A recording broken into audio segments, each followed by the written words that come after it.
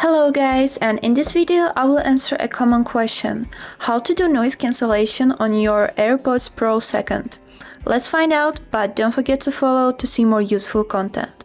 So, as a first step, we need to connect our earbuds to our phone. Now, we need to swipe down to see Control Panel and hold this volume control. Right here, you can see a button named Noise Control. You just simply click on it and choose noise cancellation. That's the first way. So for the second way, you would need to wear your earbuds.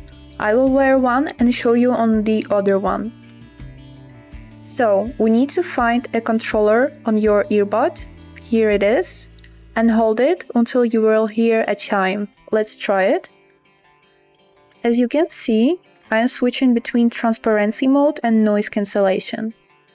That's really useful feature to switch between the modes without need to pull out your phone. That was all for today. I hope this video was helpful for you and thank you for watching.